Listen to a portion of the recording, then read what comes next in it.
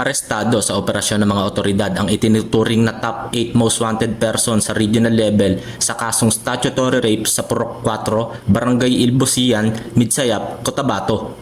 Kinilala ni Police Lieutenant Colonel Realan Evangelio Mamon, hepe ng Midsayap Municipal Police Station, ang suspect na si alias Meo, 47 taong gulang, may asawa, driver at residente ng Purok 4, Barangay Ilbosian, Midsayap, Cotabato.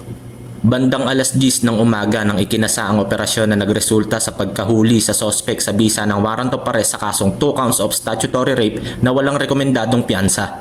Nasa kustodiya na ngayon ng Midsayap Municipal Police Station ang nasabing suspect para sa tamang disposisyon. Patuloy naman ang mga kapulisan sa kanilang misyon na protektahan ang mga mamamayan, lalong-lalo na ang mga kabataan at kababaihan mula sa anumang uri ng krimen, alinsunod sa prioridad ng Pangulong Ferdinand Bongbong Marcos Jr. ang magkaroon ng ligtas at mapayapang bansa. Mula dito sa General Santos City, ako ang inyong Police News Network correspondent, Patrolman Mandia, alagad ng batas, taga-taguyod ng Balitang Pulis.